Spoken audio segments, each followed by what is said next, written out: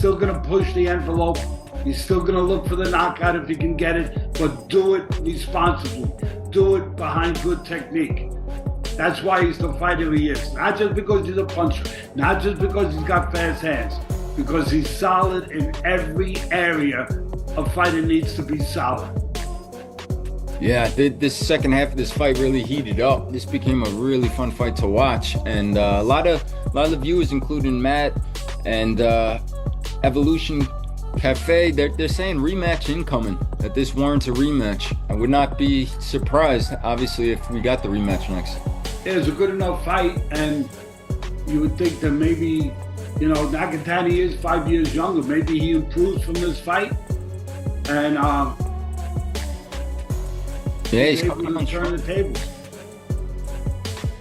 He's still doing what he has to do, Nakatani, but Inoue controlled the first part of this round, and right now Inoue's picking his spots a little bit and still sticking to that jab. I really thought it was going to be a more exciting fight. I think it was going to be a fight back and forth, kind of like a war, but it turned out to be a lot different than what I expected. The first half of the round of the fight was more like studying rounds. Kind of they took their time. Inoue was kind of like a little cautious, and Junto trying, but still like not holding back. Kind of like holding back a little. Obviously, they both have to respect each other's punch, and so they were fighting smart. But it wasn't what I expected. I really expected the fight to be a little more physical, a little more punch to punch. The harder puncher, the one with the bigger heart. Those type of fights, the type of fights that we're used to seeing, as Mexicans. Never know, but it looked at ringside. It felt pivotal. I mean, if you've got all that momentum, and that wasn't just momentum in round 10. I'd given him 8, 9, and 10, and 10 was the better round of the three. He was doing a lot of damage. I thought he had Naoya in a bit of trouble in that round, in a good bit of trouble. There was uppercuts landing, big power shots, and then bang. And then not only did that ruin the momentum, but it also gave Naoya a break. It gave the monster a break to go over what he'd been through, and then look how he responded. So I think it would be remiss to say that wasn't a pivotal factor in the fight, but these things happen. It's aggressive southpaw against aggressive orthodox. You're going to get head clashes. It just came at the worst time possible for Junto Nakatani and the best time possible. Delivered a completely one-sided performance against Nakatani in a fight that unfolded just as many had predicted. Most boxing analysts expected Inoue to dominate, and that's exactly what happened. Still, some UFC fighters and combat sports experts believed Nakatani's size, timing, and counterpunching might pose a challenge, adding intrigue to the matchup. Now that the fight is over and the outcome is clear, we take a look at how UFC experts reacted in the immediate aftermath. Inoue taking on Nakatani. The fight just ended, and as you guys have seen, Inoue prevails. I think it was 116, 112 across the board. Maybe it was, I'm not sure, maybe it was 115, 113, one of the cards, but a unanimous decision for Inoue in a fight that I didn't think he was his best in, a fight that I didn't think Nakatani wasn't his best in. I'll be honest, I thought this fight was a tale of two guys that understood the magnitude of the fight, that I don't know if it was the lights that maybe got to Nakatani, but definitely the pressure of that moment. Probably the biggest fight in Japan, 55,000 people there, and obviously every belt on the line. It delivered. Make no mistake about it. Great fight. I would say great back half of the fight for sure, but Inoue did what he needed to do and really answered all the questions about how much of a great he is now, but even potentially how great he is in the all-time spectrum. Let's talk about it. Inoue is the #1 pound-for-pound fighter in the world. I think so, and he proved it today. So I understand it was a high-stakes, high-level fight. I even think Inoue, it kind of reminded me of Floyd Mayweather when he was coming to the ring for Pacquiao. So these are guys that always expect to win, that believe they're the best, but they're human. He even felt some of the pressure of this moment, I believe. I think he was even a little tense, and that might have been why he got a little tired late in the fight. But I understand it was a high-level fight, of feints and positioning, and the reason why Inoue had to be not as spectacular as he normally is against a long, disciplined puncher. But the fight didn't live up to the hype for me. I called it the Japanese Leonard Hearns. It wasn't that. I said this is the best matchup at 122 since Vasquez Marquez, and before it Morales Ferreira won back in 2000. And that fight didn't reach anywhere. As the fight entered the championship rounds, Teddy Atlas clearly explained what separates a good boxer from a great one. He pointed to the 11th round as a perfect example of Inoue's champion mindset, responding under pressure even when momentum wasn't fully on his side. Inoue didn't just recover, he came back strong, composed, and efficient. Atlas also mentioned small factors, like the cut on Nakatani, and how it might have had some impact. However, he didn't treat it as an excuse. Instead, he emphasized ring IQ as the key difference. Inoue showed excellent awareness, knowing exactly when to apply pressure, when to stay technical, and when to make adjustments. Just that you can be just that much more aware of what to look for to enjoy the fight. Yeah. That's part of why I do it. Under 50 seconds, round 11, I think this was a great bounce back round for Inoue. Yeah, He did work with the right hand. A champion would respond, or you would want him to respond. And maybe that cut's bothering Junto, dripping into that eye, but this is a big round for Inoue. And I think a body shot a little bit got to Nakatani. And again, I said it earlier, I like his attitude to press, to have to open up more. But I didn't like when he started bringing his body closer. I liked when he was doing it behind the long jab and the long left hand, where he was getting extension with that left hand. By coming in with the entire body, which he did this last round, he allowed Inoue to get position he wanted and to do more work by being closer to him and to have a good round after having 2 or 3 rounds that got away. Teddy Atlas went deeper into the strategic side as well. He explained that if Nakatani wanted to turn the fight in his favor, he needed something extra, what Teddy described as a trick. According to him, elite fighters prepare for these exact moments during training camps, developing specific tactics they can rely on when things aren't going their way. While Nakatani did make the right move by increasing his activity, Atlas felt it still wasn't enough. What was missing was that element of unpredictability, the kind of calculated trickery needed to truly disrupt an opponent at the highest level. Yeah, no, absolutely. I could see this being maybe 7-4 after 11 rounds, Inoue, somewhere in that range.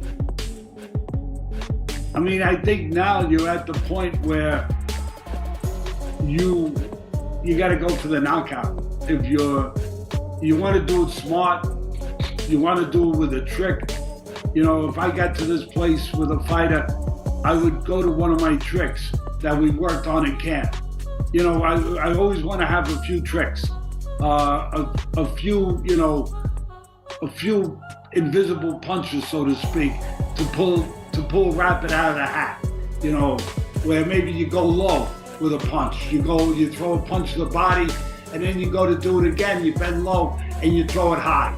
Something that can turn the tables. And right now, Nakatani is doing what he's got to do. From Robert Garcia's perspective, the opening exchanges between the two fighters were highly technical. He suggested that both were cautious early on, aware of the potential danger and unwilling to fully commit right away. Inoue appeared slightly hesitant in the moments, while Nakatani was just as careful, circling and measuring his opponent. Garcia noted that this kind of calculated approach is common among elite-level boxers. However, he believed that as the fight progressed, Nakatani would realize his efforts weren't yielding results, not because Inoue was overpowering him physically, but because he was consistently outmaneuvering him with skill and control.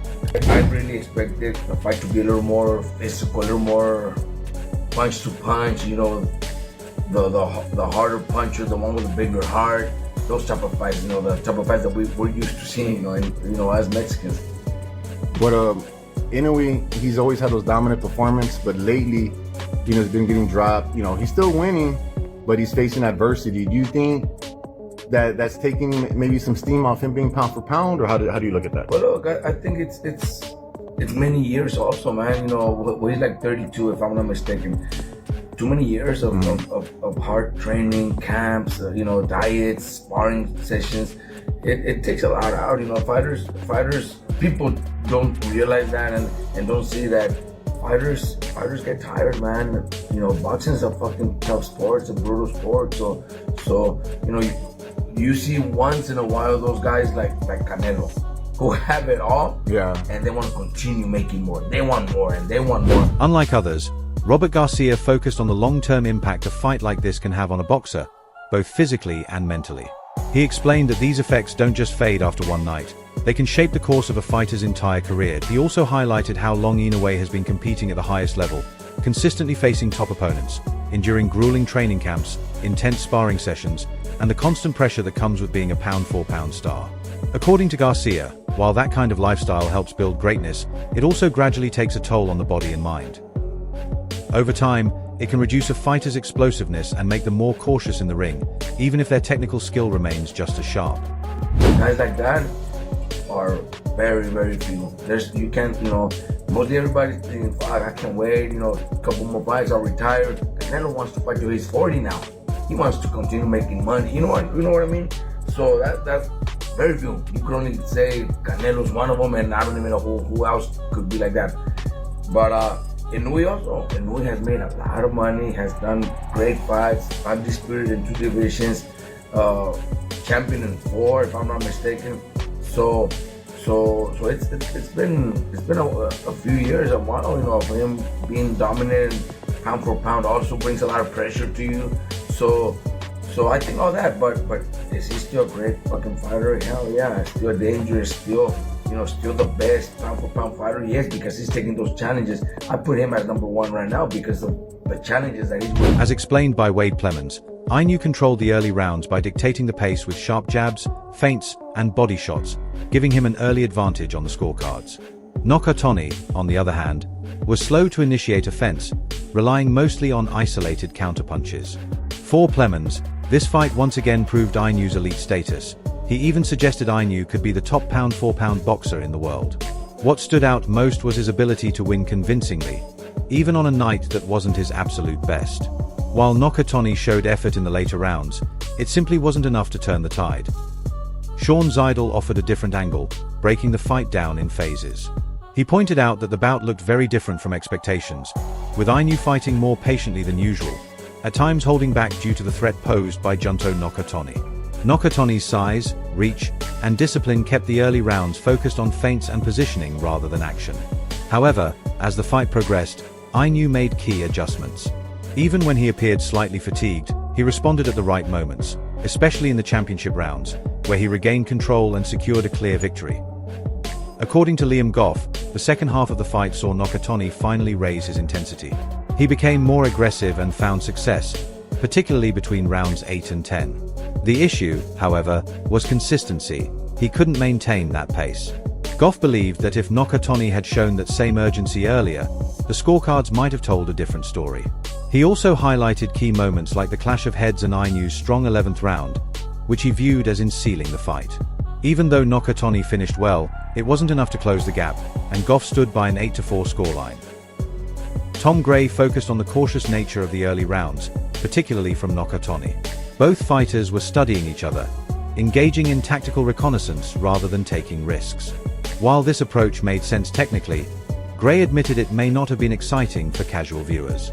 He argued that Nakatani's caution eventually worked against him. There's a fine line between being smart and being too passive, and in his view, Nakatani crossed it. Meanwhile, Inoue quietly did what elite champions do best, winning rounds without needing to dominate them outright. His experience allowed him to edge rounds through slightly higher activity and cleaner work, ensuring the judges had clear reasons to favor him in the end. The result reflected a consistent theme across all expert opinions.